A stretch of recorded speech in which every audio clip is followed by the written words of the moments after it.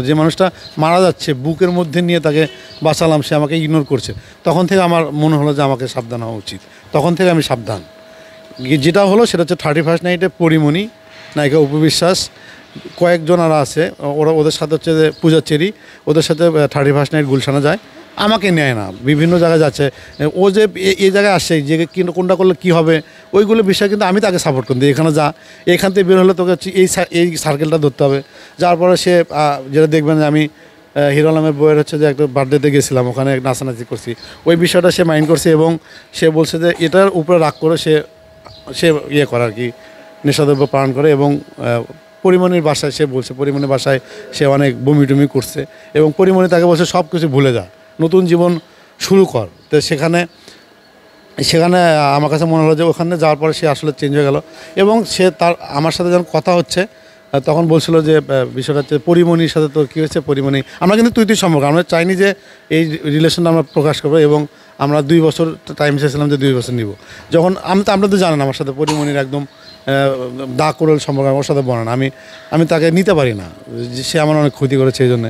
তা আমার কাছে মনে হলো যে ও আমার বলছে যে পরিমণি তোকে সহ্য না, তো বলছে যে তোর থেকে দূরে থাকার জন্য।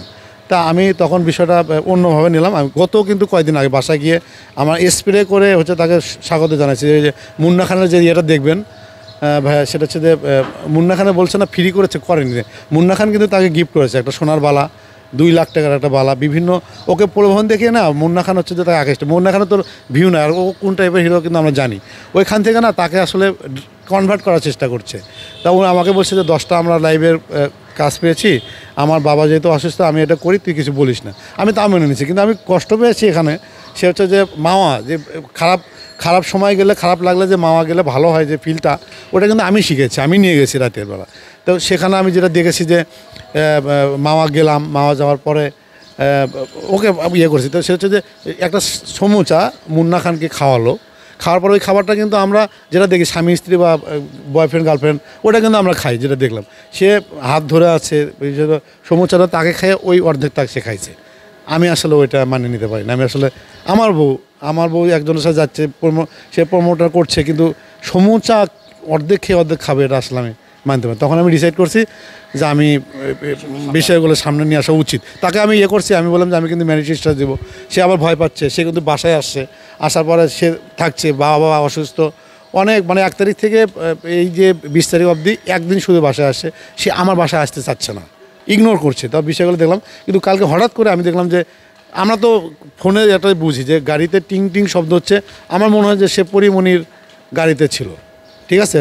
তো ওইখানে আমার কাছে মনে হচ্ছে যে সে হঠাৎ করে দেখি 4-5টা হচ্ছে যে ভয়েস আছে, সে আমাকে মানে সেই গালাগালি করছে যে আমি আগামীকাল বাসাবো থেকে যাত্রাবাড়ি শিফট হচ্ছি, তুই আমার পারলে বাল ফালা, ঠিক আছে, তুই আমাকে অনেক জ্বালাছিস, তুই যাত্রাবাড়ি আয়, তোকে আমি দেখে নেবো, এগুলো বলে সে ভয়েস দিয়ে বলছে তুই এই সাংবাদিক, তোর নামে এই বলছে, সেই বলছে, এই বলছে, মানে একটার পর একটা নিয়ে। আমি বললাম যে তুই কি সিরিয়াস নাকি, তোর আইডিয়া হয়েছে, তুই এগুলো বলতেছিস, আমাকে পার্সোনালি চিনিস তো আমি কী করি। এই যে 4টা মাস তোকে আমি ব্যাকআপ দিয়ে এতদিন নিয়েছিলাম, সেটা করার পর আমি যখন বিষয় না, তখন আমি দিয়ে ভাইকে ফোন যেতাম আমার সাথে। তা আমি তাকে ফোন দিয়ে বললাম ভাইয়া বললো যে আসলে মানুষের বিপদ সামনে আসলে মানুষের আসলে হুঁশ জ্ঞান থাকে না। তখন সে আমাকে বলছিল যে আমাকে এর মধ্যে জ্বালা না, আমি ফেরাবো এই বিষয় নিয়ে। তখন আমি আসতে কী করলাম, রাতেরবেলা একটা ম্যারিড স্ট্যাটাস দিয়ে দিলাম। দেওয়ার পরে সে দেখেন বলছে যে বিভিন্ন ওর সে আশেপাশে কাঁদেরই, ওকে ফোন ভাইয়া সে তো কাঁদতেছে, সুইসাইড করবে, প্লিজ পোস্টটা ডিলিট করো। হ্যাঁ, সে আবার ভয় দিচ্ছে, কান্নার কোনো সিন নেই। তার মানে কী হচ্ছে যে আমি বুঝতেছি এটা আমার সাথে অভিনয় হচ্ছে। তো ওইখান থেকে আমার কাছে মনে হলো যে আমি ডিসাইড করলাম যে আমি আসলে এটা আসলে ক্লোজ করতে সবার সামনে নিয়ে আসি। তখন হচ্ছে সে বললো যে আমি সুইসাইড করবো, তুই পোস্ট ডিলিট করো, অনেক দিচ্ছে। সে ভয় দিচ্ছে, ইমোশন, হাসি, এই কান্না দেওয়ার পরে আমাকে রাতেরবেলা আসলে আমাকে ফোন দিল, ভিডিও কলে ফোন দিল, দিয়ে বলছে যে আমি সরি, ভুলে গেছে, তুই আয়, ঠিক আছে, পোস্টটা ডিলিট করে বাসায় আয়। আমি বললাম না, তুই যদি আমার বাসায় আসিস আমি তোকে নিয়ে আসবো, ডিলিট করে দেবো সব ওকে। বলছে না, তুই যদি না আসিস আমি এই মুহূর্তে সুইসাইড করবো। আমি ভিডিও কল কী করলাম, ফোনটা কেটে ফোন বন্ধ করে ঘুমিয়ে গেছি। বাকি যে রেকর্ডগুলো বা ফোনালাপ সেগুলো তো আমরা সবাই শুনলাম। এরই মধ্যে আপনার ফেসবুক পরে আবার একটা ফোন দিয়েছে, বলছে যে আমি তাতে জানতে চাচ্ছি, যেহেতু আমরা কোর্ট ম্যারেজ করেছি, তবে বিষয়গুলো ওগুলো হচ্ছে তো ওর কাছে ছবি তোলা আছে, আমাকে দেয়নি। আমার কাছে একটা ছবি যে আমি সিগনেচার করতেছি, আমি পোস্ট করেছি। ও যদি মনে করেন করে, আমি চাচ্ছিলাম যে ও আমার যে বউ স্বীকার করুক। আমি বলছি আমি পোস্ট ডিলিট করবো, ঠিক আছে, তুই আমার বউ কিনা বল। পরে আমি ওই রেকর্ডটা রাখছি, কারণ যে কোনো সময় আমার কাছে মনে হচ্ছে যে ও আসলে জানি না মুন্না খানের বিষয় কী আছে। মুন্না খান হয়তোবা আমাকে কিন্তু চেনে না, আমি একজন কিন্তু দিন শেষে একজন গণমাধ্যম কর্মী। আমি আমার জায়গা থেকে আমি জানি এই যে তার সাথে যে অন্তরঙ্গ করছে, ধরো যে আমাকে খেপাচ্ছে অথবা অন্যকে খেপাচ্ছে, এটা তো আসলে ঠিক না। কারণ হচ্ছে যে আমার তো দিন শেষে বউ, একটা সমস্যা দুইজনে একই এভাবে খেতে পারে না, এটা আমার কাছে মনে হয় না। কিন্তু এরপরে দেখলাম যে আবার গুলশানে যাওয়ার পরে যে পরিমণি তাকে বলছে যে আকাশের সাথে সম্পর্ক করো না, এই যে তার যে সাহস, আমাকে আবার বলছে যে চুপ কর না। আমি কি করবো জানিস, রাসেল মিয়াকে ডেকে নিয়ে আসবো, নিয়ে এসে পরিমণির সাথে মদ খাওয়া তাকে হচ্ছে মারবো, যে এই কাজটা পরিমণি শরীফুল রাজের সাথে করেছিল। তা আমি ভয় পাবো না, সে আমাকে এটা করতে পারে।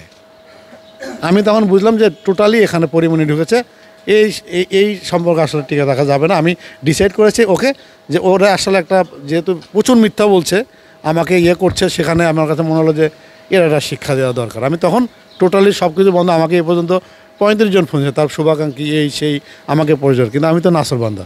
এখন গতকালকে থেকে আমরা ফেসবুকে দেখতে পাচ্ছি, যেহেতু আপনি দীর্ঘদিন বর্ষা চৌধুরীর সাথে ছিলেন, অনেকে বলছে যে তাহলে আকাশ নিবিড় বর্ষা চৌধুরীর কত নম্বর হাজব্যান্ড ছিল? সেটা হচ্ছে যে আমার যেটা জানা মতে 1, 2, 3 রাসেল চৌধুরী ছিল, রাসেল ছিল যে আমার যেটা বের করা, আমরা তো চেষ্টা করছি বের করার। রাসেল মিয়া ছিল 4, আমি হচ্ছে 5। আমি আবারও প্রশ্নটা করব, কারণ আমি খুব ভালোভাবে জানি আকাশ নিবিড় একজন বিনোদন সাংবাদিক এবং যথেষ্ট তথ্য প্রমাণের ভিত্তিতে সংবাদ করেন। যেহেতু বর্ষা চৌধুরীর সাথে আপনি ছিলেন, আপনার ভালো ফ্রেন্ড থেকে আপনার ওয়াইফ, সুতরাং আপনি একমাত্র ভালোভাবে বলতে পারবেন যে বর্ষা চৌধুরী ছেড়ে যাওয়া যায় না। আমি আসলে মায়ে পড়েছি, ভালোবেসেছি। ও যদি আমাকে ছেড়ে যায় আমি কোনো কিছু, আমি রাসেল মিয়ার মতো করবো না। আমি সংবাদ সম্মেলন দেখেছি যে এই জিনিসটা জানার জন্য, যে মানুষটা মৃত্যুর হাত থেকে বেছে নিয়ে আসলো, সেই মানুষটাকে যে যদি সে ইগনোর করে আমাকে বলছে বিভিন্ন টাকা পয়সা, ও তো জানেই না আমাকে যে পরিমাণ নায়িকারা টাকা দেয়, যে ফোনটা ভিডিও করছেন এই ফোনটাও তো নায়িকার দেয়া, আমার যে পোশাক দেখতেছেন, আমার যে জুতা দেখতেছেন, এগুলো সব আমাকে বলে ভাই তুই এটা নিয়ে যা, প্লিজ আমাকে করিস না। কারণ আমি অনেক কিছু জানি, ঠিক আছে। ও কিন্তু জানে যে আমি যদি একটা বিষয়কে জানাই, সেটা হচ্ছে তো ও নিতে পারবে না, কারণ হচ্ছে ও বিভিন্ন মানুষকে ব্ল্যাকমেল করে। আমাকে তো বলে, কিন্তু বিষয় তো এটা না। আমি তো মায়ের পড়ে গেছি, আমি তাকে বলছি আমার বাসায় আসতে হবে, সরি বলতে হবে, সব ডিলিট করবে, কিন্তু আমার স্বামীর স্বীকৃতি তাকে দিতে হবে। তোর যা মন চায় কর, আমি এটাও বলছি, তোর যা মন চায় কর, তুই প্রয়োজনে মুন্নারায়ণের দুবাই যা, কিন্তু আমার কাছে যেটা করার স্বামী হিসেবে স্বীকৃতি আমাকে দিবেন। আবার একটা জিনিস দেখেন, সেটা হচ্ছে যে তার 2টো সন্তান। আমি কিন্তু যেটা জানেন যারা, তাকে খুব পছন্দ করি, এবং যারাকে বিভিন্ন জায়গায় বাইক দিয়ে নিয়ে যাওয়া। আমি বললাম না আমি 4 মাস কোনো কাজ করিনি, যে তাকে যতটা সাপোর্ট দেয় তার সেটা কিন্তু আমি দিয়েছি। সেখানে আমি বলছি যে যেহেতু আমার খুব ইচ্ছা, আমার যদি ছেলে হয় তা আমি ক্রিকেটার বানাবো। আমি বলছি তুই আমার জায়ান্টরে দিয়ে ভীষণ নড়াচ্ছে, দেখ না। সেটা হচ্ছে যে আমার কাছে মনে হচ্ছে যে আমি ছেলেকে ক্রিকেটার, আমি বলছি আমার সন্তান লাগবে না, তুই আমাকে কর, জায়ানকে দে, আমি ক্রিকেটার বানাবো। আর যদি না হয় আমাকে একটা বাচ্চা দে, আমি করবো। বলছে 1 বছর। 1 বছর পরে সে কয়েকদিন আগে বলছে যে হচ্ছে যে না 1 বছর না, আমাকে 2 বছর। আমি বাচ্চা যদি নেই তাহলে হবে কি, আমার হচ্ছে যে আমার অনেক হয়, মানে সমস্যা হয়। যেগুলো জায়ান যেটা বললো যে 10 লাখ টাকার মতো খরচ হয়েছে, আমি এটাও বলছি যে আমি প্রয়োজনে 20,000 টাকা মাসে জমাচ্ছি, 10 লাখ টাকা হলে তো ওরা বাচ্চা নিস। সে গত পরশুদিন বলছে যে না বাচ্চা আসলে এটা তো কমিটমেন্ট ছিল না যে বাচ্চা নেওয়া হবে, তা আমি বিয়ে করছি কেন, আমি বাচ্চা নেবো না, এটা কেমন কথা। আর বিশেষ করে আরেকটা জিনিস দেখছি, সে ফিজিক্যালি এত ছিল না। আমি তো আমি তো একটা যুবক, আমি তো চাবই যে আমার বউ আমার কাছে থাকুক। সে মানে সবসময় ইগনোর করতো। তারপর বিভিন্ন ধরেন যে সে করতো যে যদি আমি চুরি করে বাচ্চা নেই, সে সবসময় প্রোটেকশন থাকতো। এইগুলো আসলে বিষয়গুলো আমার কাছে খুব মানে খারাপ লেগেছে। আকাশ নিবিড় সব কিছুর তো সমাধান আপনি নিজেই খুঁজেন বিনোদন জগতে, তাহলে আকাশ নিবিড় এবং বর্ষা চৌধুরীর যে ক্যাসেলটা আমরা গতকালকে রাত থেকে দেখতেছি, সেটি সমাধান কিভাবে হবে বলে আপনি মনে করেন? সেটা হচ্ছে আমার কাছে মনে হচ্ছে যে টোটাল এখন হচ্ছে যে ওকে হয়তোবা কোনো শক্তি অথবা করছে পরিমণি, আর দ্বিতীয় মুন্না খান হচ্ছে একটু বাড়াবাড়ি করছে, যেহেতু আমার বউ। মুন্না খান হয়তোবা ও তো আসলে আমাদের চেনে না। আর এটা বলেছে, সে আমাকে বলে যে মুন্না খানের আসলে মূল টার্গেট হচ্ছে যে ও হচ্ছে শিল্পী সমিতি নির্বাচন করে জায়েদ খানের মতো। এগুলো কিন্তু আমাকে বলছে, বলছে ওকে বলিস না, মুন্না খানকে আমি দেখে নেবো, আবার মুন্না খানের সাথে হাত ধরে ছবি তুলছে। এইগুলো কি মানে একজনের সাথে চলো না তুমি পরিবেশন, আমাকে টাকা দেবেন, আমার কাজ কি, আমি একটা নায়িকা তুলবো, আমি ফোন দেবো সাইফুল ভাই আপনি এই নায়িকাটা নিউজ করবেন, 2,000 টাকা দিচ্ছি, ওটা প্রমোশন।